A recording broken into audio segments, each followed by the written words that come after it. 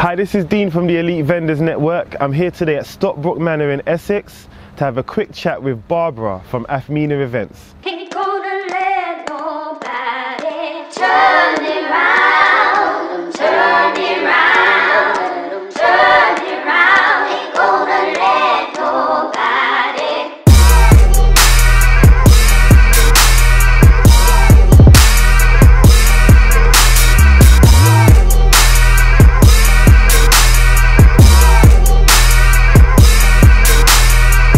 Okay, so here we are with the lovely Babara from Afmena Events. Hi! And the reason I wanted to do this video today is because the Elite Vendors Network is coming up to 3 years old. Seriously? Yeah, 3 years old now. How has it been that long? As in 3 years since you started the WhatsApp group? 3 years since I started the WhatsApp group. That's crazy. It was August the 22nd. I can't believe it's gone that quickly. Yeah, 2015. Oh wow. And the reason it actually started was as a result of my conversation with Babara. Yes. But I don't really remember I remember, I think I was talking to someone. No, I think I asked you for a contact of someone. And then you were like, yeah, I know a few people, I can pass on their details to you. And it wasn't even like really related to what you do. And I was like, Dean, you know everyone. Yes. Is that? It was something like that. Yeah, you were like, you know a lot of people. And you said, even I was at a venue the other day. Yeah. And such and such knew you. said that they knew me. Yeah. And I was like, oh really? And I was like, I haven't seen that person in a long time. And I was like, actually, we should start a group that allows us to stay in touch with each other. Yeah.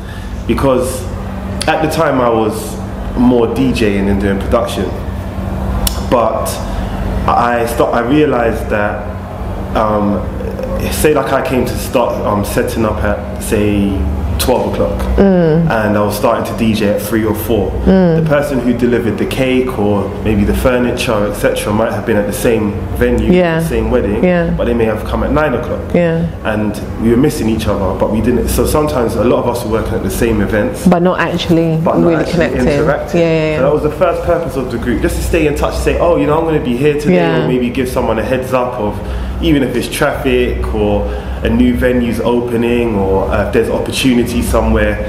And here we are, 3 years later. That's crazy. With over 200 group members. Is it? Yeah. Obviously someone doesn't check the group, but not bad. We've got over 200 group members in the WhatsApp group, and obviously now we are taking it forward. Sure. We are making it into a proper organisation or business and forming a directory. Because that's basically kind of what the initial idea was, in a way, to form a directory. Do you reckon that you knew that from the beginning, or that idea has like developed? No, the idea is developed just by everyone interacting, people asking for other people's details. Sure. People constantly asking for suppliers, venues, and just seeing how many vendors there are out there. That's one thing the group. That's one thing the group and the Elite Vendors Network has showed me, that there's just so many people. You said to you at the initial conversation is that you know everyone, but I realized I didn't know everyone. Yeah, it's true, because even today we've got Borough Catering. Yes.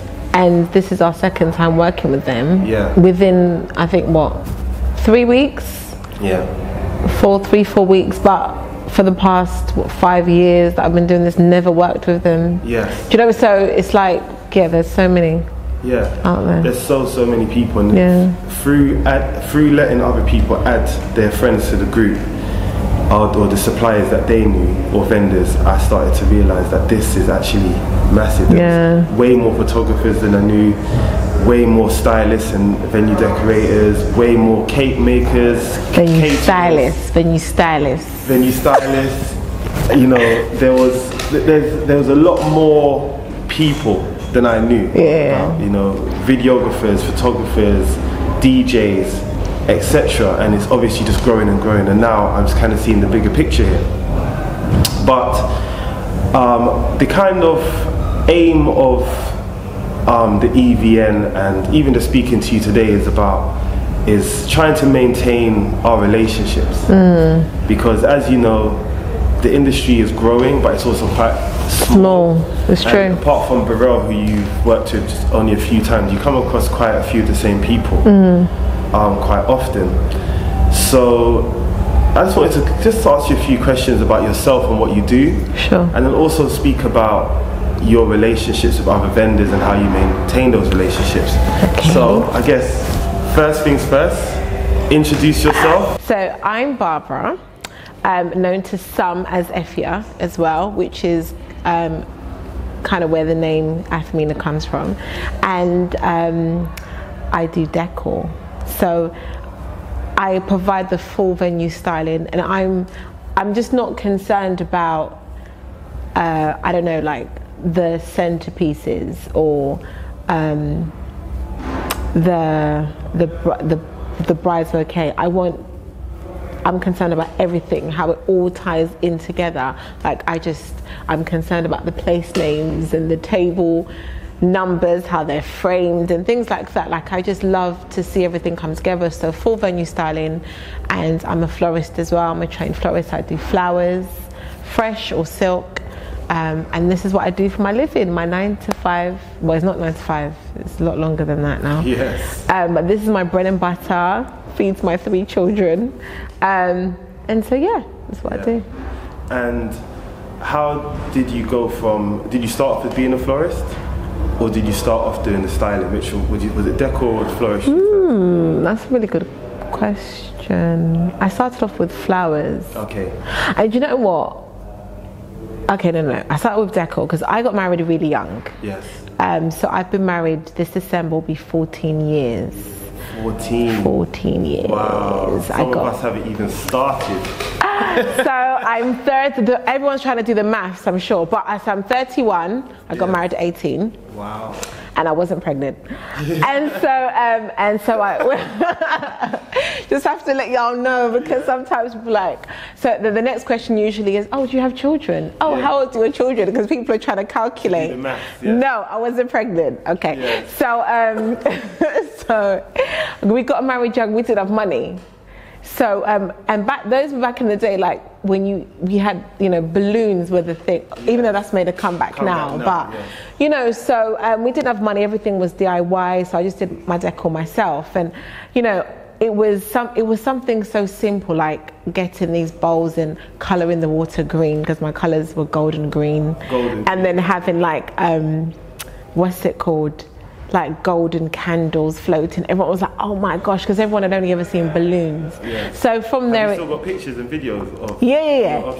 Good to see that. Yeah, it's true actually. So and then it kind of evolved from there, like doing friends and that sort of thing. And then when I had my first son, which was 5 years ago, and I was on maternity leave, I was like, I really enjoyed being at home, spending time with him, and I thought it would be so nice to be able to do something that brings him income, so I don't have to, you know, work and leave him behind. I was a teacher, head of department, which was really demanding, and so I registered the company on maternity leave, and then I built the business during my maternity leave. I went back to work after mat leave, but then I was still pumping the business, had my second son like a year and a half later, kept pumping it during my maternity leave again, and then by the time I got pregnant with my daughter, who's now a year and a half, I was like, yeah, I'm not going back. So that's 3 kids, 14-year marriage, 14-year marriage, 3 children, and obviously a successful business. Yeah, I'd like to think so. Yeah. So obviously you do decor, you do floristry.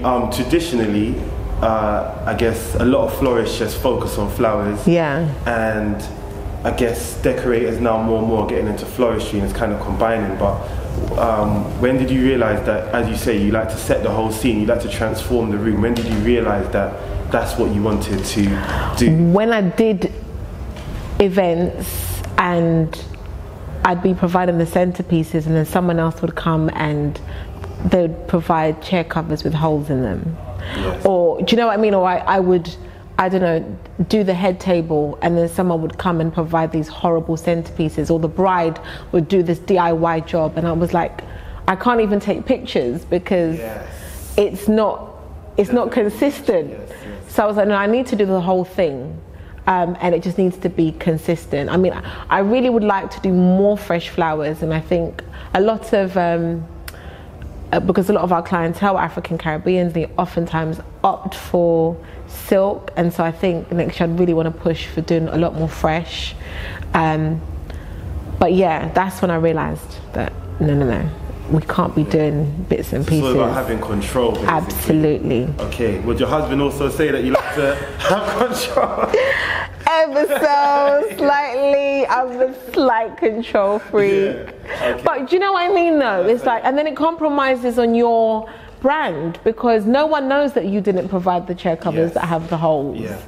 You know, so... And everything ends up reflecting upon you. Exactly. And I used to find a similar thing, both, you know, as a DJ when I first started production, it was like, you're not controlling all the elements. Yeah. So sometimes when something doesn't look right, or something, even something, you know, things don't happen correctly, or something goes wrong, it reflects badly upon you. So it's having an input on as much elements as possible. Literally. Obviously that comes with a lot more. Yeah, it's a lot more responsibility, and I think I was even having this conversation with Tombra of Anaya Grace the other day. Tombra of Anaya Grace. Hey girl. So you know, we're quite good friends, and I think it's really important to be friends with people who do what you do. So I would definitely give sorry, this head wrap's really tight. I definitely want to give a shout out to Rosemary of Special Occasion Hire, because when I first started, Rosemary had been doing it for a long time, and she's a veteran. She's got 5 children, you know, she's and yeah, honestly, but you know, just there was so many conversations that we could have, and just from those conversations I could glean so much wisdom, and learn from her decisions, learn from her mistakes. Do you know what I mean? And it really helped. I mean, it's nice to have someone to kind of bounce off, and there were so many times that we helped each other. It was like, Rosemary, can I use your this and you use my that? Do you know what I mean? And we just make this great exchange. And you know what it's like when you're building a business, you just don't want to have to hire everything all the time. You know, sometimes it's nice to just be able to do a like for like swap. Yes. So, and that really helped. A little borrow here and I'm there. telling you. Yes. So having those relationships are really crucial, and I don't even know why I went on this tangent in the first place. No, this is perfect.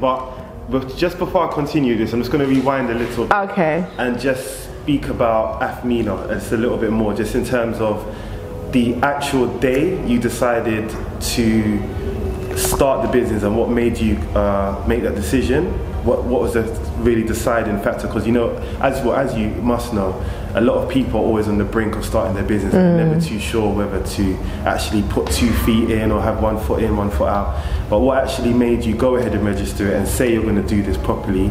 And then how did you come up with or even before that, how did you come up with the name and just the whole branding? Sure. Okay. I remember talking, I was sitting at retirement of one of my colleagues who is a deputy head teacher, was her retirement. And she'd been teaching in the school for like 40 years, and it was her retirement day. And that's really commendable, that you've been able to be loyal to the same job and you've grown in that position, and her retirement pay must have been nice and sweet. Yes. But at the same time, I thought, I don't want to reach 60 and I've done the same thing for such a long time. And then I have this friend who has an auntie, and she's been in the army, and she's been a lawyer, and she's opened up a law firm, and she's migrated to Australia, and she's done so many different things with her life. And I was looking, because straight out of uni I went into teaching. I've been doing it for 8 years, and I thought, I want to try and do something different. And if it doesn't work, no one's going to take my qualification from me. I can still go back to teaching if I want to. I've still got the experience, but I want to know that I've tried something else, something different, because I think it'll be quite nice if I'm 50 and I'll be like, yeah, I did this for like 8 years, and then I tried this for X amount of years, and then I grew on to this. And do you know what I mean? Like, life is worth living, and I think it's okay to make mistakes, and even if you try the business, it doesn't work out, it's, you know, okay, it's fine, it's life, you know. But I didn't want to not have tried, and I didn't jump in straight away. I was working full time. Do you know what I mean? But I just wanted to at least try it. But there's a time you said you registered it, so that obviously means, okay, I'm going to take this seriously. Yeah, because Afmena, Effie, Melissa, Natasha. So Natasha's my sister-in-law, Melissa's my friend, and the three of us did decor for friends. And my sister-in-law Natasha was always pushing me to do business, and I was like, no. But then when I decided to do it, register it, I decided to go solo. I kept the name. I said, girls, I'm going to do this business thing. I want to keep the name. If you have an issue, I'll come up with a different name. But I don't want to go in with you, because I was a bit afraid of it ruining relationships. I'd heard like lots of stories and stuff. So we'd parted ways, left on a good note, but I kept the name. And I just thought, if I'm going to do it, I'm going to do it properly from the beginning. That's how I like to do things. I like to do things properly. I like to do things well. So I thought, let's register it and let's just do this properly. Okay. Yeah. Yeah, no, and I can testify to that. You know, you're always a very thorough person, and you like to do good work. I think even from the time I met you, which was probably about 4 to 5 years ago. Yeah. You always came across as hardworking, diligent. You know, we wasn't doing the kind of weddings then that we're doing now. Halls and... Yeah, but it was the start of something, and you could always see that, you know, you were a reliable person, trustworthy. You know, I feel like most people say, you know, if Barbara says she's going to be there or she's going to provide X amount of something, she's going to turn up. And I'm guessing that's how you started to build your reputation. That's one of the ways you started to build your reputation. I hope so. I hope the reputation is good. I would say. And that's actually a good question. How do you feel like you made a name for yourself? That's quite a big claim, though, to say like I've made a name for myself, because I feel like it's still new. Do you know what I mean? Like, it's still growing. But I feel like at the time that I went into it, it was when Instagram was first starting to pop. So I feel like I got on the Instagram thing like just at the right time. Yeah. I think that really helped. And I think, without trying to sound really like, I don't want to come across arrogant, but I think I'm just a nice person. Seriously, that's like one of the least most arrogant things you could say. Oh, you know, but you know, like, I think I'm just a nice person. Like, I try to be respectful to people. I like people, and I think, and I find it easy to build relationships and to maintain relationships. Yes. And I think that has really helped. Because people then will make recommendations, they'll make referrals, or even if they don't recommend you, if someone's considering to use you, they'll validate that you know, that consideration. Oh yeah, because they've worked with Barbara and her team, they like working with our team, and they think, yeah, use them. Do you know, it's that sort of thing. So I think that's really helped a lot. And do you know what? I think as well, it doesn't matter who, like, with the catering team, like, talk to the people who are serving the drinks, or do you know what I mean, like the people who don't have a name, because do you know what, when you're thirsty, those will be the people that will be like, yeah, have a drink. Yes. Do you know what I mean? When they're walking past with the canapes, those are the people that are going to be like, yeah, have, you know, just be nice. Not that you want to get something out, but you know, if you're just respectful and kind to people, it just always comes back to you. That's what I think. Yes, so obviously there's a lot of kind of stereotypes around, and people, I guess, presume that you know, as a small business owner, especially if you're successful, you have quite a bad attitude, or you're quite high and mighty. For someone that's not as, I guess, forward as yourself, or as sociable, how would you advise that they speak to someone for advice that's in the same industry as them and in the same field? In the same field as, I think the reality is there are some people that are going to be cagey, because unfortunately, and I don't know if it's just an attitude amongst African Caribbeans generally, or if it's just a general problem, I don't know. But unfortunately, there can be the mindset that if you succeed, then I don't. Yes. Do you know what I mean? And I put this on my Insta story like recently actually, that there's not just one ladder. Like if you're climbing to the top, you're climbing to the top of your ladder. There are many ladders out there. Do you know what I mean? So we can all do well. We can all do exceedingly well. And there doesn't have to be that mindset. So, but I think that some people can have it, and therefore if you do approach them, they might be a bit shady. And that's fine, but then there are many people out there that are going to be quite open, and that are going to be honest. And it's just about just trying. Like there's this girl, her company is called Babara Events, but her name isn't Deborah. That's really bad. Yeah. She's gonna kill me. But like she just reached out to me on Instagram, and I just got talking to her, and then I said, if you need to call me anytime, just call. And she's called a couple of times. We've had conversations where she's asked for advice, because there's so much to go around. Do you know what I mean? And it's not even just in your field as well. Like there have been times when I've had conversations with people from other areas, like yourself or Nigel, or, and they've been able to give advice. Because there are certain common issues that we can have, like pricing, that sort of thing, staff issues. And so you can get that advice and support from others as well. But I do think it's important to try and build relationships with those in your field. I talk to Bola all the time, and you're very good at maintaining your relationships and having relationships with people that do similar things as you and in the same field.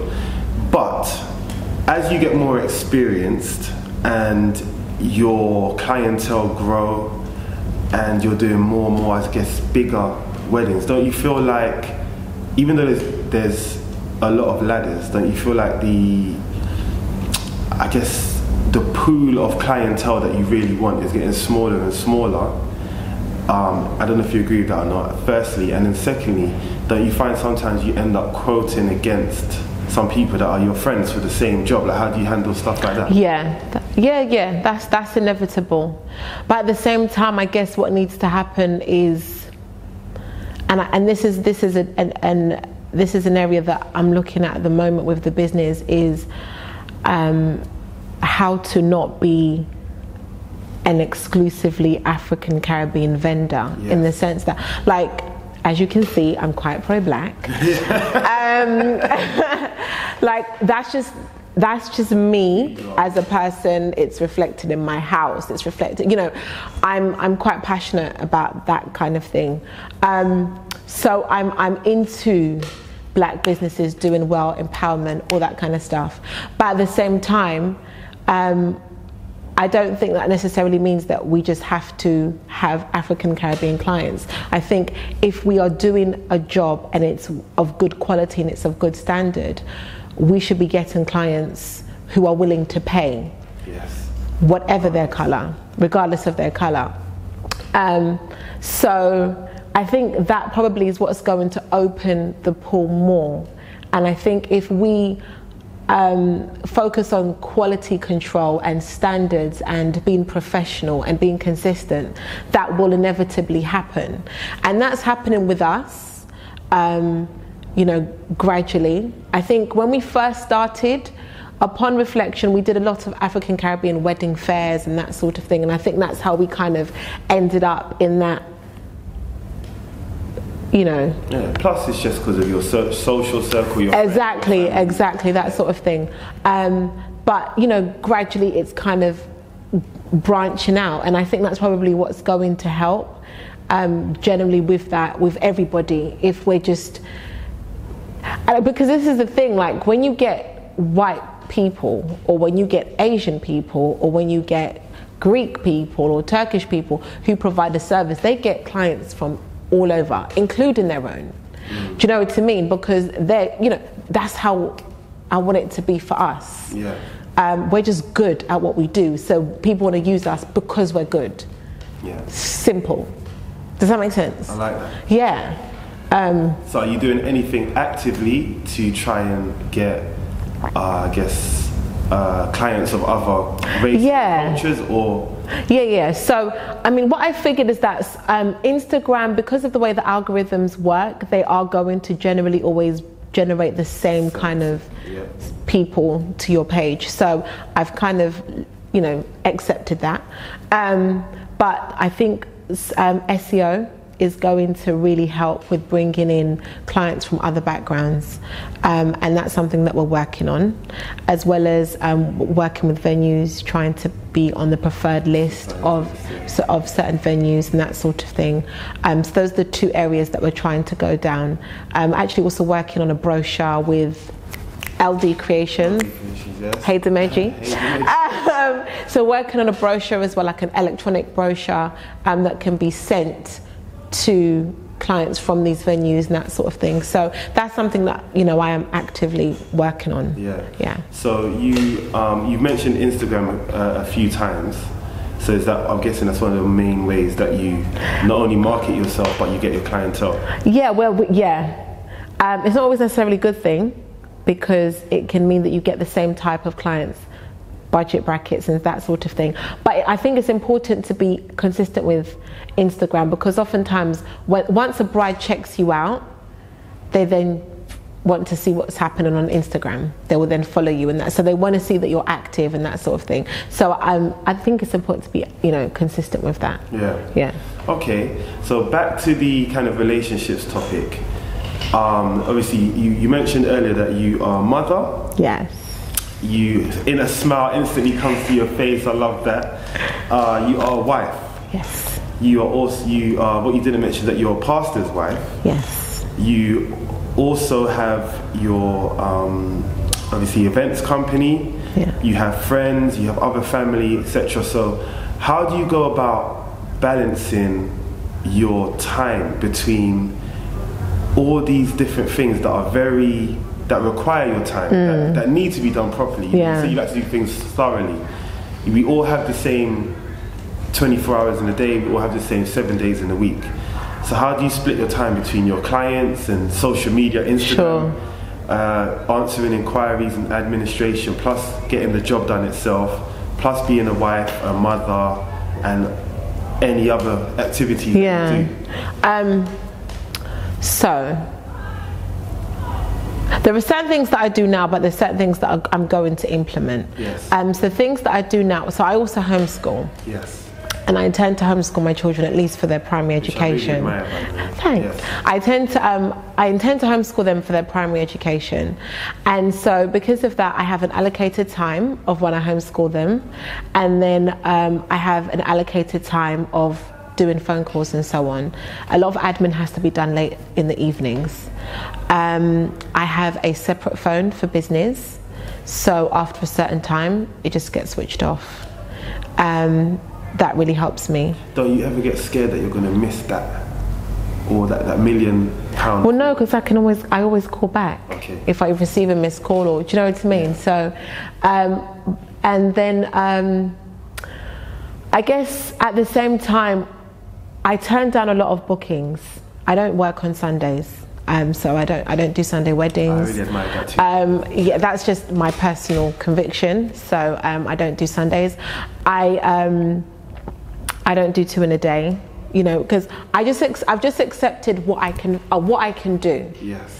And because I have to turn down so many bookings, it means that I have to be very selective about the bookings that I do take on. Therefore, it has to be a considerable budget, because I can't do 2 in a day or 3 in a day. So therefore, that one that I'm accepting for that day has to pay me well. Yes. Do you know what I mean? So I think that has definitely made a difference as well. But talking about what I want to go on and do, so my target for this year was like 24 in the year, which on average is about 2 a month. Obviously, summer months it peaks, but average. However, I would like to do less than that for next year. And that just means that my clients have what I'm going for has to pay more. And so I need to now think about how I'm positioning myself to attract those type of clients, and it's forcing me to really think about my branding, so that I can do fewer weddings that pay more. Because, you know, I'm a mom, 3 children, I'm home, all these things that you've mentioned. And so what I don't want to do is leave a job that's demanding because I want to spend more time with my children, and then not actually do that because I'm consumed by the business. You know, create another job for yourself. Exactly. And I feel like that's one of the, you know, when I was at uni, one of the biggest dreams I was sold is, you know, when you start your own business, you can control your time, and you can select when you work and where you work from, and what you can work in any country. And I guess you can if you've got a digital business, but where with what we both do is it's so hands-on. Yes, you require physical stock, you know, to handle. You have to store things, you have transport, you have and you have staff to think about. Social media, the admin, consultation, site visits. And on top of that, because we are working pretty much 5 days a week trying to handle meetings, admin, consultations, etc., and then the events themselves take place on the weekend often, it can easily, the lines can get blurred. It's between what is business and what is your personal life. Especially sometimes your friends want to have a chat, or your cousins getting married, and before you know it, you're all into that. So would you say you're very cutthroat with where things start and stop? Or? Yeah, I think I am.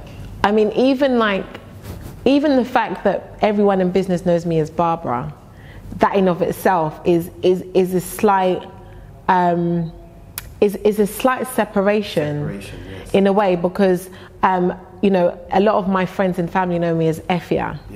So I literally just, do you know what I mean? Like, this is business. Not to say that like my friends in business aren't my friends, do you know? But you know, I do. Well, I hope we are.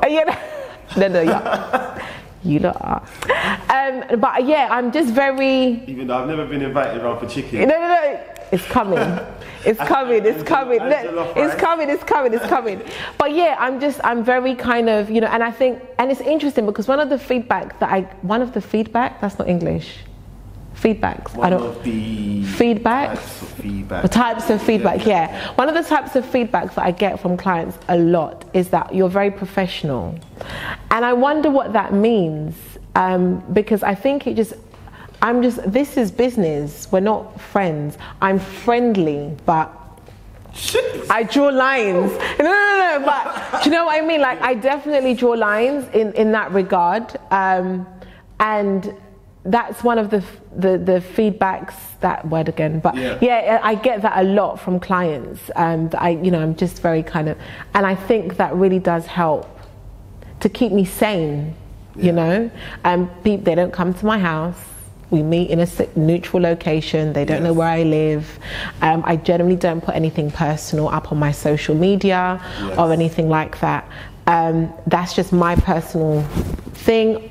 You know, I understand some vendors will do that, and that I'm not knocking anyone for doing that, but it's just a personal decision I've made. You know, I just keep it very separate. This is business, this is my work, that's what it's about, and that just keeps me sane. And what was that kind of, what led that decision? Was that kind of just something that you just decided internally, or did someone advise you to do that? Or? I think it's just something I decided. I just think, like, when you think of a business, I just want you to think of the business. Yeah.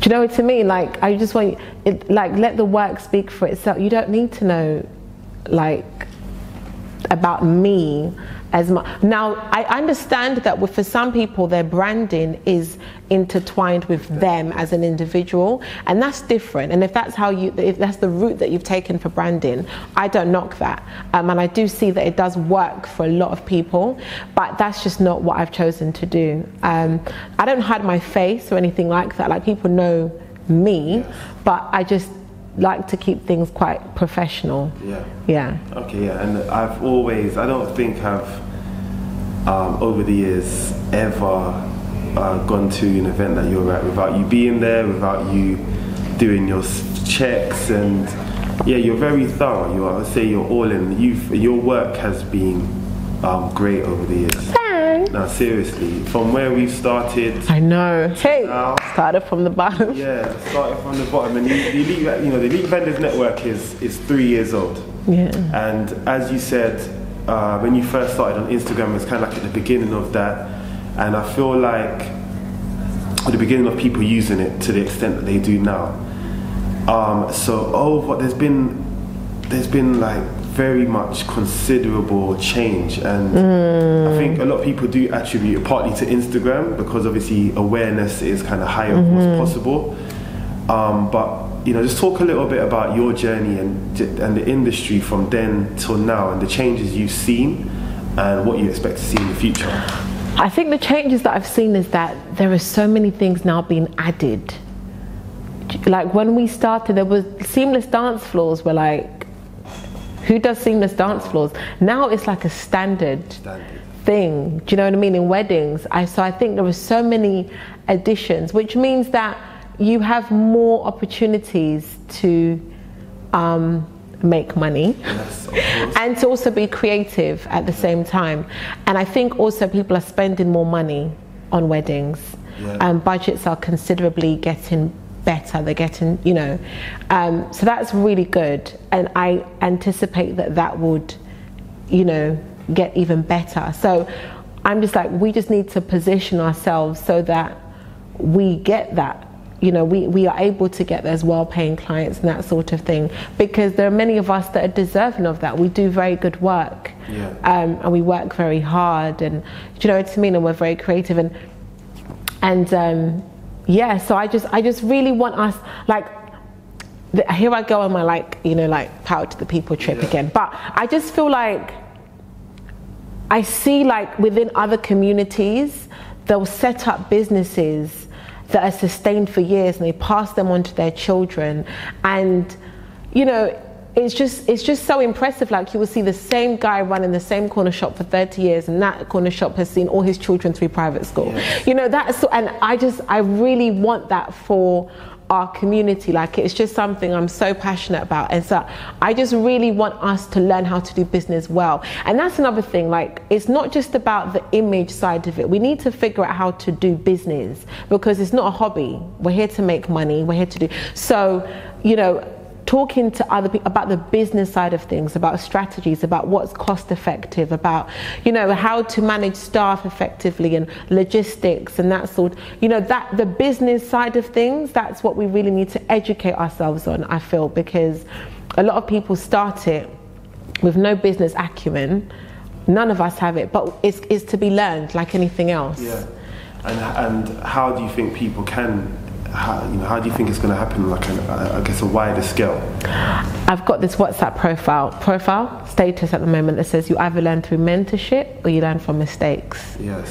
And so I think through mentorship, it's like things, going on, not necessarily courses, but like when like the podcasts, yes, books, listening to self-development, reading, yes, all of those things, as well as having conversations with people who have been doing the same thing that you've been doing but for longer, or who are in business. So mentorship is important. And then for mistakes, I think we all need time to stop and reflect and review how we do things. Yes. And sometimes if you keep going constantly, you're just taking bookings all the time, and you're just busy, and you don't give yourself time to stop and think, okay, is this working? What's not working? What can I change? How can I improve? You might need to, re-strategize, remodel your business, rebrand, figure out what's, you know, different, like even with you, for example, you saw a gap in the market with the dance floors. You were doing DJing and lights. The lights were the main thing I knew you for, and then all of a sudden it was like dance floors. You saw that gap in the market, you went for it, and it just, like there was one year it was like V&V, you know, was the go-to for dance floors, and you were owning it. Do you know what I mean? And now you've made it accessible for the African Caribbean wedding industry, whereas before it was only Asians that were having that, yes, or Greeks. Do you know what I mean? So it's like, but you had to take that moment to stop and think, okay, what can we do differently? And so learning from mistakes, like don't keep making them. Stop, reflect, give yourself, even if it's a month, or if you can't afford a month, a week, 2 weeks, where you, okay, we're not going to deal with any more quotes, and let's just think about what we're doing, learn from our mistakes so we can be better. I always do that at the end of the year. How is next year going to be a different year? Yeah. For all the weddings that you do, do you feel like do you feel like a time can actually come where we are doing these kind of weddings week in, week out, but in African and Caribbean owned venues? Hey, you know, that is like that needs to be that's a big thing. That's a big topic at the moment. And it's one of my little, you know, not for right now, not because a lot of people say to me, oh, you know, are you gonna get a venue? But I would like to do it, but I think I've got other things I want to do first. But you know, I can't own all the venues. Yeah. You know, but do you feel like there's going to be a time when just more and more people are actually owning the venues that we're doing these weddings in? Because I would like even though we're spending more, you know, at the end of the day, the venue's the biggest chunk of the wedding, and it's not going to black people, the African Caribbean market. It's not. Do you know what? I'd like to think that we will get there, because there's a shifting in our generation where a lot of people are becoming a lot more entrepreneurial in their mindset. I find there are lots of young people. When I say young people, like people in their 30s and younger, who are considering setting up a business, running a business, and that wasn't really happening in our parents' generation, really, like to this scale.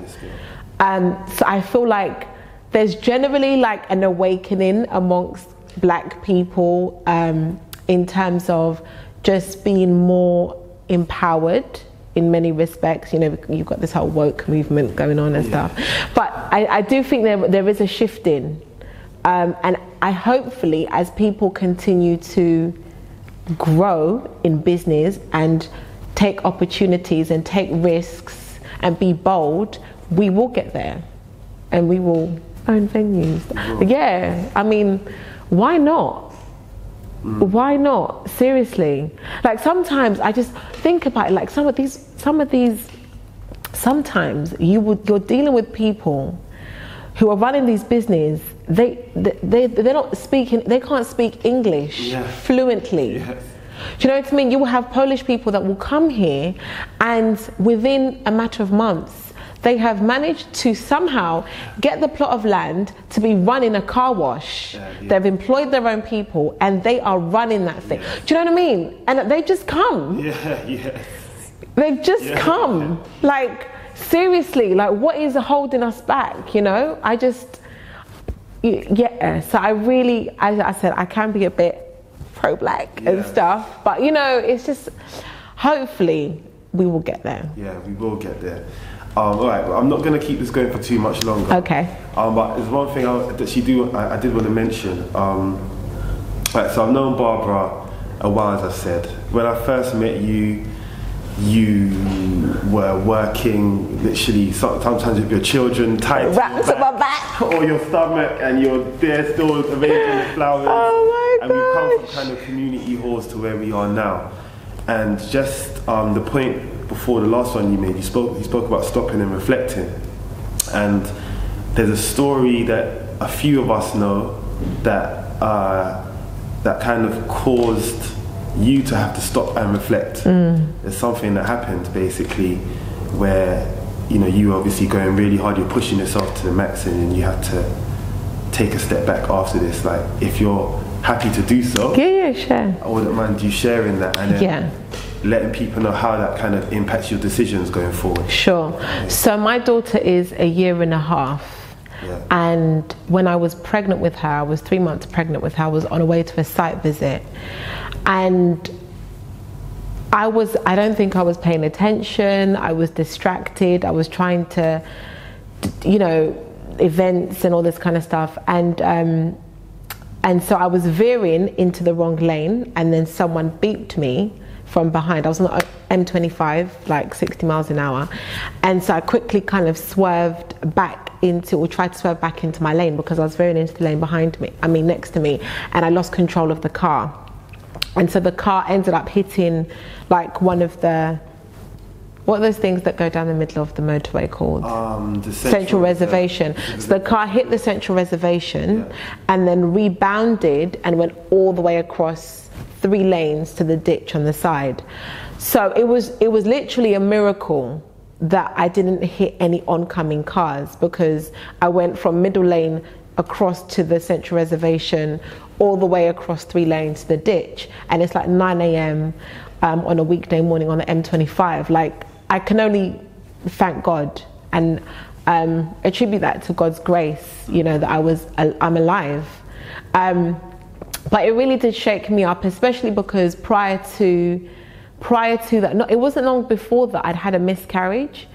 And I remember, like, when the ambulance arrived, the first thing I was like, can you please just make sure that my baby's okay, because I'm 3 months pregnant. And you could see like the shock on their faces, like, okay. So thank God everything was fine. But it just really made me feel like, if I was to die, is this worth my life? Do you know what I mean? I've got like 3 children to live for. So it just made me do things differently, So when I go to a venue, I was having this conversation with Tombra, actually, that I have 2 van drivers. They do all the offloading, all the loading. I don't touch anything. I just point and say, this is what needs to go. And the same coming back. I'm not going to wear myself out. I only do what I can. I cannot come and die. Like, as people would say, like, I'm for money, like, it's just not worth it. So I'm just, I won't kill myself trying to do too many events. I'm happy to pass them on, and many of my friends in the industry will testify to the fact that I do pass on jobs. It's okay, like, another one will come my way. So I think I just appreciate life more. Like, there's more. It's like, this is a business, and yes, I love it, but it's not life. And I think sometimes, like, that can happen. Like, you can get so wrapped up in the business because you've invested so much of yourself, money, all of that kind of stuff. But you have to learn to keep the main thing, prioritize what's important. And not become too consumed at the same time, because it should be a means to an end. Definitely. Like, it's just, we're here to make money. This is not our life. Yeah. And I think sometimes when your identity is wrapped up in the business, that's when people can just be acting some type of way. And, it's like, it's not that deep. It's not that deep. So true. And I have seen, not everything from the beginning, but I've seen, say, the last, 5 years.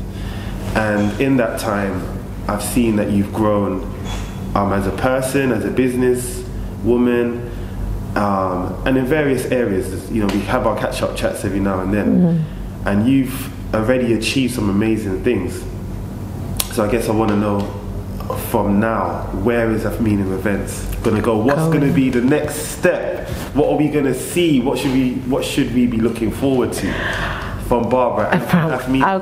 Okay. So I think one of my personal targets is to complete a project management course at the end of the year, because I want to be able to work not just with Afmena Events, but work for like a large organization. It doesn't even have to be for a wedding, but they would use me to come and execute a design. So I'd come up with the design concept, and I would, source the suppliers and put it all together.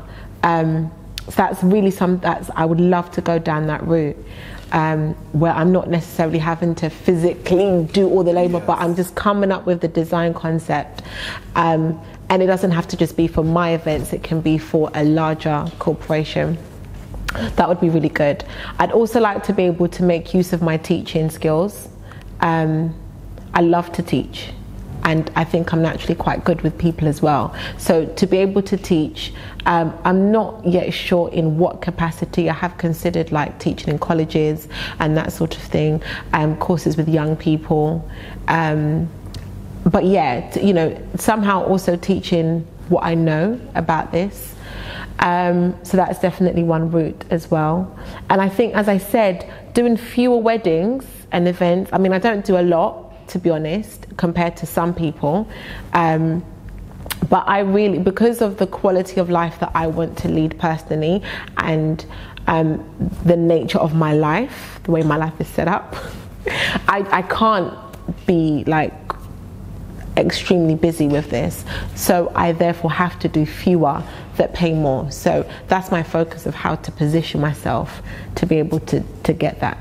Okay, that's interesting, because I think often when I ask people that question, their aim is usually, you know, they want to get the 50 grand wedding or the 100 grand wedding, as in the budget for this themselves, or the £1 million wedding, or they want to do the Gucci Mane and or Prince Harry, Meghan Markle type wedding. So are you saying that, have you kind of achieved all you've wanted to achieve the business, and that you're just kind of happy at this level, and now you want to pass your knowledge down to other people, or are you still pushing to kind of definitely still best? Yeah, definitely still pushing to reach my personal best. To be honest, I remember having a conversation with Elizabeth Solari of Elizabeth's Cake Emporium. Like, I remember reaching out to her. And this is what I was going back to about just reaching out to people. Just, you know, I remember reaching out to her about 3 years ago, and I was like, you know, can I just talk and pick your brains? And she was like, oh yeah, let's have lunch at the Savoy, as you do. As you do. The Savoy. Paid like £60 for like, anyway. Yeah.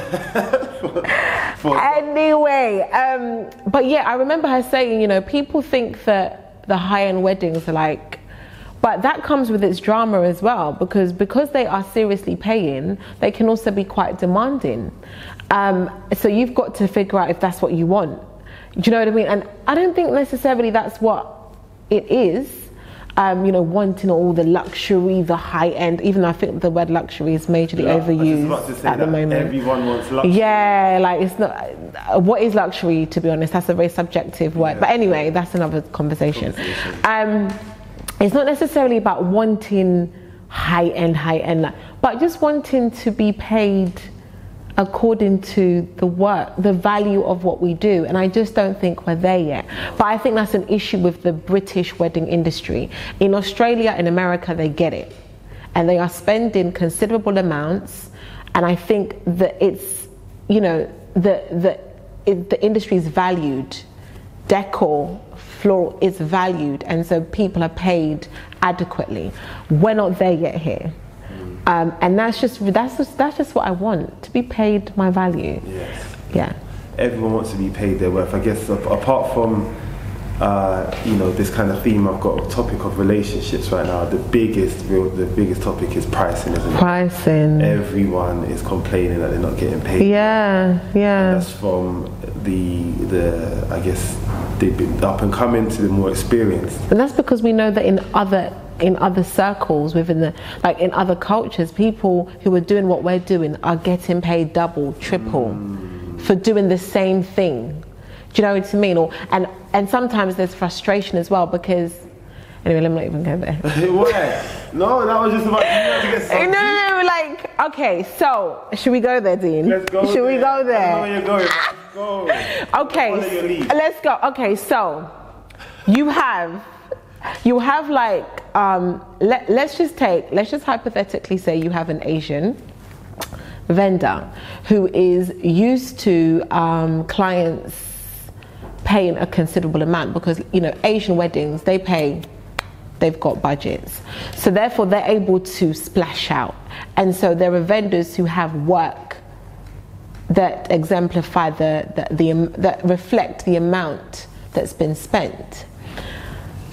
Then you have some African Caribbean weddings where we will have a few and far between, but we do get weddings where the budgets are considered. That does happen. There are Africans with money, like there are, right? Yeah. There are Caribbeans with money, and sometimes it just hurts my heart to see, okay, we've got those clients, but they're not using vendors from their own community when they have that budget. Yes. Now, I understand perhaps you haven't seen work to reflect the value of, and we touched on this conversation in the last EVN, maybe you haven't seen work to reflect the value of what it is that they want. But if we were given the budget, of course we could deliver that. Of course we could. Do you know? So it's like a catch 2020. Is that the term? Yeah, it's like a chicken or the egg. This is the thing. It's like, what happens first? How can we get to that level if not given the opportunity? Do you know what I mean? Like, how is that ever going to happen if every time you get a client that has that budget to spend, they're not spending it within how are we ever going to be able to demonstrate that we can deliver that?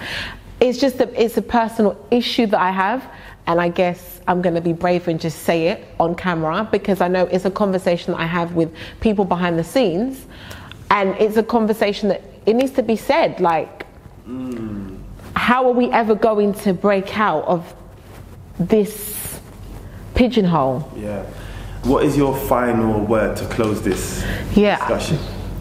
I just want to say that I feel really proud of, I know this makes me sound like really kind of, here I go again, but it's just in me. I just feel like, I feel really proud of our people, like seeing so many young people of African Caribbean descent finding a niche, finding something that they're good at, making a business out of it, making money, being entrepreneurial, taking risks. I think it's wonderful how the wedding industry has afforded so many of us the opportunity to be business owners. Yes. I think that's a really good thing, and it can only grow and it can only get better. So let's be better. Do you know what I mean? And let's be ready for it when we do eventually match the American and the Australian wedding, however long that's going to take. I don't know, that one we have to pray. But I feel really proud, like a lot of young people out there, Bemi from Malanuko, Tosin, like she is running, her business runs without her. Do you know what I mean? Yeah, she's got a system. Like, I feel proud, like, yes, people are doing it, and that's how it should be. So yeah, I think let's keep doing it. Yes, let's keep doing it. I love that. I love that. Yeah. Just before we go, whose wedding is it today? Okay. Where are we? Where are we? We are at... And what have you done here today? Right, so we are at Stockbrook Country Club in Essex, and we are at the wedding of Catherine and Beresford. So we did the decor, V&V did the seamless dance floor, the lighting, and the booth, and the DJ booth. And so we've just finished setting up, and we're now, this was the ceremony room. It doesn't look as nice as it did before, but yes, that's where we're at. Yeah. So we're working. So she did some florals in here earlier, and then upstairs there's more flowers, there's blossom trees, there's drapery, and you know the terms. There's cutlery and charger plates, I think. Yeah. Hey. Yeah, so he dates a decorator. Yes. I don't know, engaged. Yes, not just dating. Not just dating, sorry. I'm engaged to another decor and stylist, event stylist lady. So he knows the terms. He knows the terms. I've learned well. So that's it. Barbara, thank you for speaking with me today. It has been fantastic. Cool. And I'm going to be seeing you at the next wedding. Yes. When is that? I don't know. I'm sure it's coming up soon. Yeah. Right, cool. Okay, cool. Thanks. Bye.